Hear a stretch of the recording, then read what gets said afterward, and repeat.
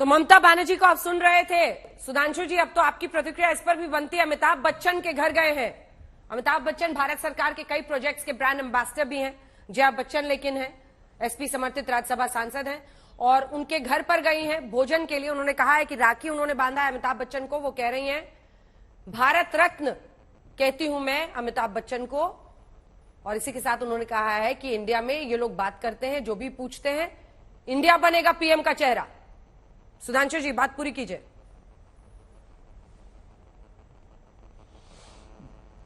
देखिए, ये उनका नितांत व्यक्तिगत मामला है कि अगर उन्हें ऐसा प्रतीत होता है कि अमिताभ बच्चन जी की लोकप्रियता से उनको कुछ लाभ होने की संभावना है, इसलिए वो गई हो, तो अलग बात है। अन्यथा इससे पहले कितनी बार उन्होंने अमिताभ बच्चन जी को राखी बांधी। अच्छा, दूसरी बात, उन्होंने कहा चेहरा तो मैं अमिताभ बच्चन जी की ही, वो पुरानी फिल्म हम लोगों ने बचपन में, हम सभी लोगों ने वो डायलॉग सुना होगा, जंजीर फिल्म का डायलॉग, कि जब वो कहते हैं कि मेरे पास ये है, मेरे पास वो है, मेरे पास वो है, तुम्हारे पास क्या है। तो मैं कहना चाहूंगा ये तथाकथित इंडिया गठबंधन वाला कहेगा मेरे पास ममता बनर्जी है, मेरे पास केजरीवाल है, मेरे पास नीतीश कुमार है, मेरे पास राहुल गांधी है, मेरे पास शरद पवार है, मेरे पास अखिलेश यादव है। हम कहेंगे हमारे पास भारत मां है। और भारत मां इसलिए कहेंगे कि INDIA को जो आप इंडिया यानी भारत के अंग्रेजी नाम से कनेक्ट करना चाहते हैं, तो विनम्रता से कहना चाहूंगा मां सिर्फ भारत मां होती है, इंडिया मां नहीं होती है।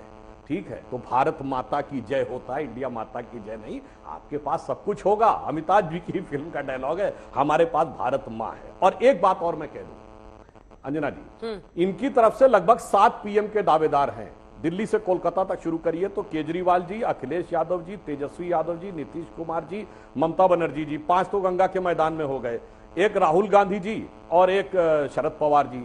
तो शायद इनकी व्यवस्था कुछ ऐसी सोच रहे होंगे। दुनिया में एक देश है, मैं दर्शकों के जनरल नॉलेज के लिए बता देना चाहता हूं, जहां 7 PM होते हैं, वो है स्विट्जरलैंड, जहां 7 साल में एक बार चुनाव होते हैं और एक PM का कार्यकाल 1 ही साल होता है और म्यूजिकल चेयर की तरह हर 1 साल में रोटेट होता रहता है।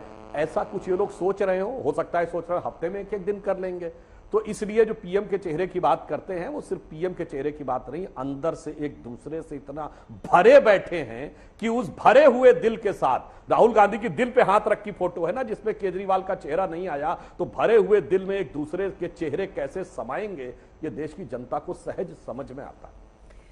मेरे पास मां है, दीवार फिल्म का डायलॉग है सुधांशु जी, जंजीर नहीं, वही चेक कर रही थी मैं।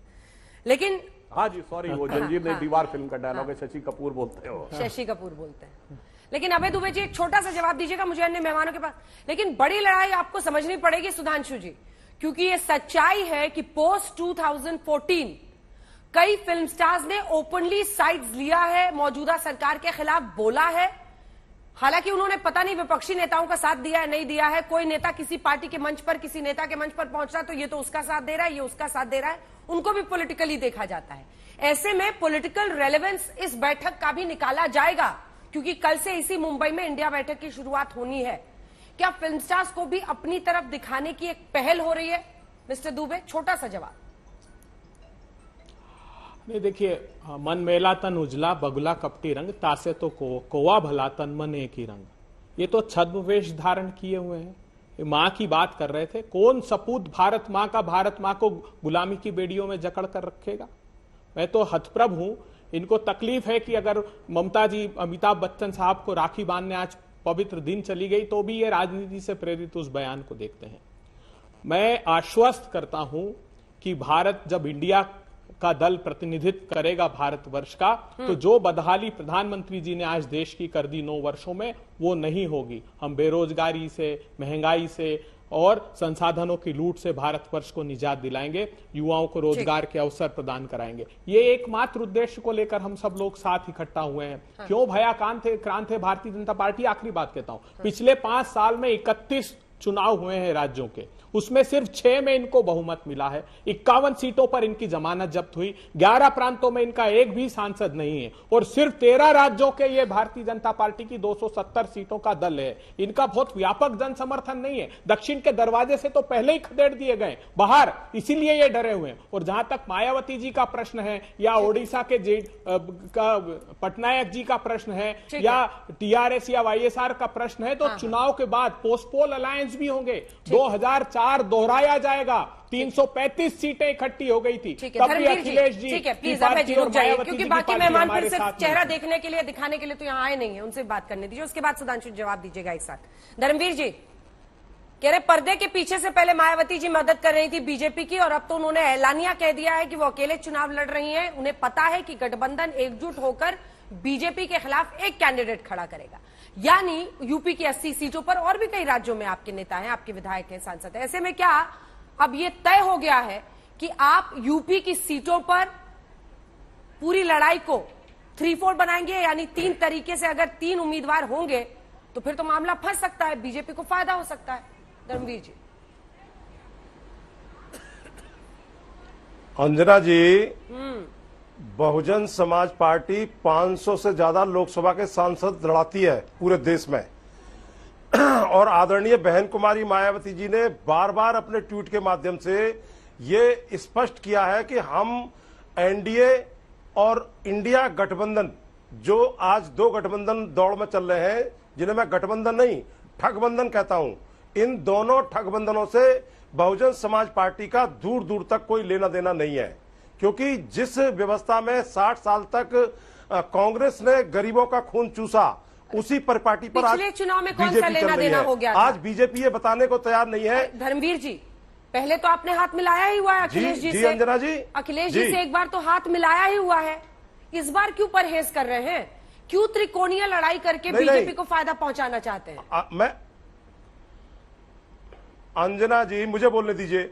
अंजना जी, हमने 10 साल तक मनमोहन सिंह जी को समर्थन किया, हमने राजस्थान में कांग्रेस को समर्थन किया, हमने जो है मध्य प्रदेश में उत्तराखंड में कांग्रेस को समर्थन किया, लेकिन ये कांग्रेस की निकम्मी डकैतों की सरकार कहूंगा इसको मैं, जो दलितों के, शोषितों के, वंचितों के हक अधिकार को खा जाती है। ये लोकतंत्र में विधायकों को बंदूक दिखा करके पैसे से खरीदते हैं। ये धन्ना सेठों के गठबंधन है, ये पूंजीपतियों के गठबंधन है। ऐसे गठबंधनों से बहुजन समाज पार्टी का दूर दूर तक कोई संबंध नहीं है। और हमने समय समय पर गठबंधन किए, लेकिन उत्तर प्रदेश में समाजवादी पार्टी का वोट हमें नहीं मिला। बहुजन समाज पार्टी की वजह से 5 सीटें उनकी जरूर आ गई, लेकिन बहुजन समाज पार्टी को कोई फायदा नहीं हुआ। इसी तरीके से अंजना जी, आज ये जो अफवाहें फैलाई जाती हैं बार बार कि हम जो है इस गठबंधन के साथ जा रहे हैं, उस गठबंधन के साथ जा रहे हैं, तो बहन जी अपने ट्वीट के माध्यम से देश की जनता को बताती है कि इनसे सचेत रहने की जरूरत है। क्योंकि इस देश में अंजना जी, ये जो दलित, शोषित, वंचित समाज के लोग हैं, इनको अवसर नहीं मिले हैं।